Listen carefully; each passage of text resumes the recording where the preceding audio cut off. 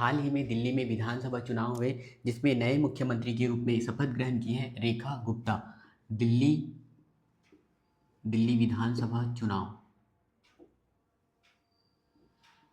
दिल्ली विधानसभा चुनाव 2025 जिसमें नए मुख्यमंत्री बनी हैं मुख्यमंत्री रेखा गुप्ता। तो जो मुख्यमंत्री दिल्ली में मुख्यमंत्री बनता है उनका जो है नियुक्ति कौन करता है, उनको शपथ कौन दिलाता है, ये जो है करंट अफेयर के हिसाब से बहुत इंपॉर्टेंट है। तो ये मुख्यमंत्री रेखा गुप्ता जो है, इनसे पहले भी और महिला मुख्यमंत्री हुए हैं। इनसे पहले भी महिला मुख्यमंत्री है जिसमें से शीला दीक्षित हो गया, सुषमा स्वराज हो गया, आतिशी सिंह, और चौथे नंबर की जो महिला मुख्यमंत्री बनी है वो है रेखा गुप्ता। तो इनसे पहले जो मुख्यमंत्री बने हैं वो है शीला दीक्षित, सुषमा स्वराज,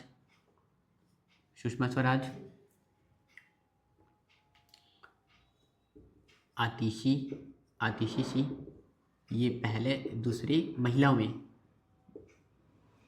महिला मुख्यमंत्री में शीला दीक्षित, सुषमा स्वराज, आतिशी, और ये जो है जो चौथे नंबर की रेखा गुप्ता, चौथे नंबर की महिला मुख्यमंत्री की रेखा गुप्ता। तो ये मुख्यमंत्री और इनके साथ जो अन्य मंत्री जिन्होंने शपथ ग्रहण किया है उनका जो शपथ कौन दिलाता है इनको, और इनकी जो है नियुक्ति कौन करता है, ये सब देख लेते हैं इनकी नियुक्ति कौन करता है। तो दिल्ली जो है 1991 से पहले ये महानगर परिषद था। नगर परिषद जैसे महानगर परिषद, लेकिन 1991 के बाद यानी कि 1991 में एक ऐसी व्यवस्था किया गया। 1991 के बाद जो है दिल्ली में विधानसभा का गठन किया गया। ये दिल्ली में विधानसभा का गठन जो है संविधान संशोधन करके किया जा सकता है। तो संविधान संशोधन हुआ है 1991 में। 1991 में जो है अमेंडमेंट हुआ है, कॉन्स्टिट्यूशनल अमेंडमेंट, वो है 69वां संविधान संशोधन।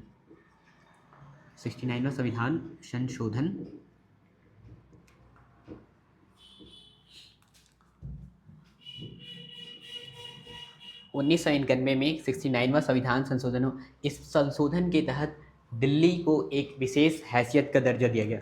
दिल्ली जो कि एक केंद्र शासित प्रदेश है, लेकिन केंद्र शासित प्रदेश होने के साथ साथ इन दिल्ली को एक विशेष हैसियत का दर्जा दिया गया 1991 में दिल्ली को एक विशेष हैसियत का दर्जा दिया गया। किसके तहत? 69वां संविधान संशोधन, मतलब संविधान में 69वां अमेंडमेंट किया गया और उसके तहत एक विशेष हैसियत दिया गया दिल्ली को। और इसी विशेष हैसियत को किसके तहत दिया गया? 239AA अनुच्छेद, ये अनुच्छेद 239AA 239AA article number 239AA के तहत दिल्ली को विशेष हैसियत का दर्जा दिया गया और फिर दिल्ली बन गया राष्ट्रीय राजधानी क्षेत्र। राष्ट्रीय राजधानी क्षेत्र दिल्ली,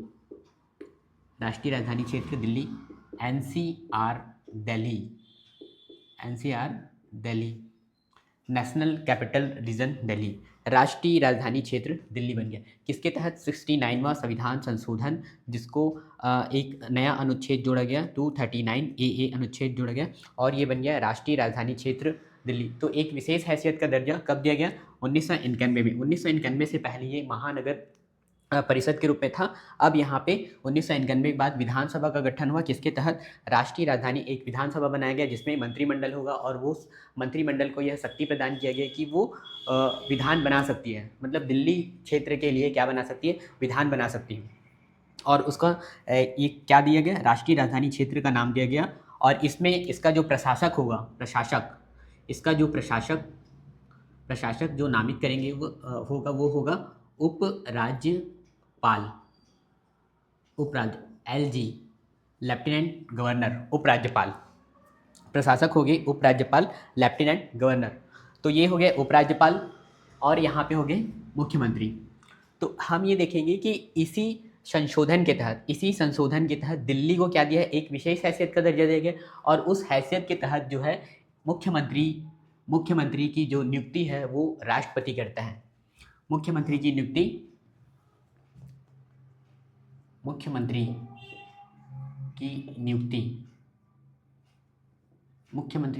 कौन करता है, राष्ट्रपति, न कि उपराज्यपाल।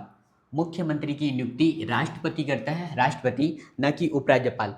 तो ये दिल्ली के लिए एक विशेष हैसियत, जैसे अन्य राज्यों में देखा जाए तो अन्य राज्यों में राज्यपाल जो है नियुक्ति करता है मुख्यमंत्रियों की, लेकिन दिल्ली एक विशेष हैसियत है। किनके तहत मिला गया है, 69वां संशोधन 239 AA के तहत उनको एक विशेष हैसियत का दर्जा मिला गया है 1991 से। तो मुख्यमंत्री की नियुक्ति करेंगे राष्ट्रपति नियुक्ति करेंगे। शपथ दिलाने वाले कौन है, शपथ दिलाएंगे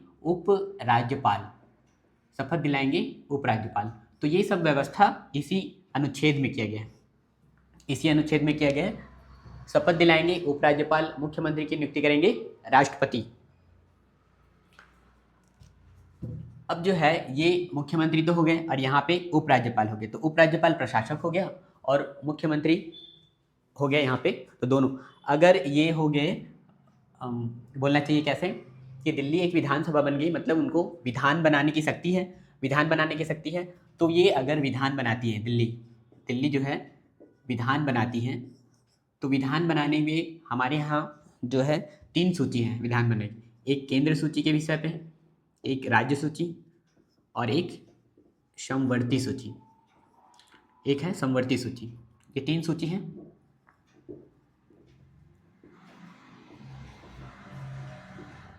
केंद्र सूची, राज्य सूची और समवर्ती सूची।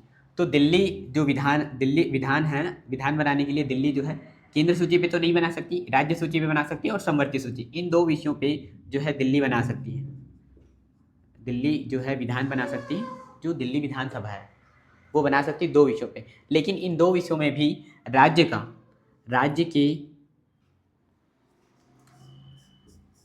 के किन किन विषयों पे कानून नहीं बना सकती, ये है, एक है लोक व्यवस्था, पब्लिक ऑर्डर।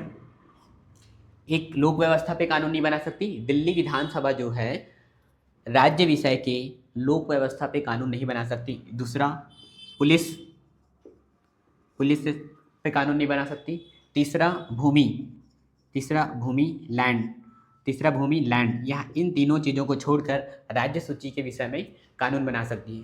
मतलब राज्य सूची की ये जो 3 विषय हैं इनको छोड़कर बाकी विषयों में जो राज्य सूची में शामिल है उन पे कानून बना सकती है और समवर्ती सूची पे कानून बना सकती है। तो समवर्ती सूची पे कानून बनाएगा, देखो समवर्ती सूची पे दिल्ली विधानसभा भी कानून बनाएगा और केंद्र भी कानून बना सकता है। तो दोनों के बीच क्या होगा, अगर दोनों का कानून आ जाएगा, केंद्र का कानून और दिल्ली का कानून, तो केंद्र का कानून और दिल्ली का कानून, तो किनका कानून ज़्यादा प्रभावी रहेगा, ये जो है केंद्र का कानून प्रभावी होगा ऐसे स्थिति में। और अगर यहीं पे किसी कानून को पालन कराने पे अगर मुख्यमंत्री और उपराज्यपाल के बीच अगर मतभेद हो जाता है, एक्चुअली जो है मुख्यमंत्री और उनका जो है मंत्रिमंडल किनके सलाह के लिए रहता है, उपराज्यपाल को सलाह देने के लिए रहते हैं, उपराज्यपाल को। और यहीं पे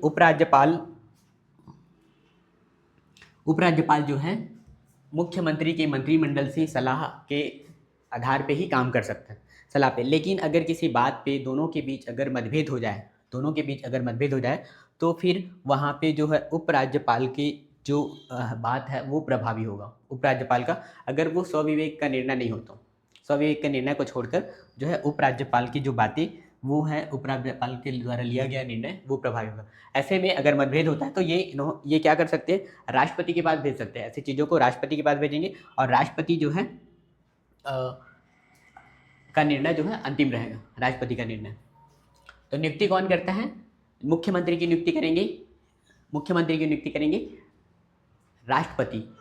और मुख्यमंत्री के सलाह पर जो अन्य मंत्री हैं, मुख्यमंत्री की सलाह पर अन्य मंत्री, उनकी नियुक्ति करेंगे भी राष्ट्रपति।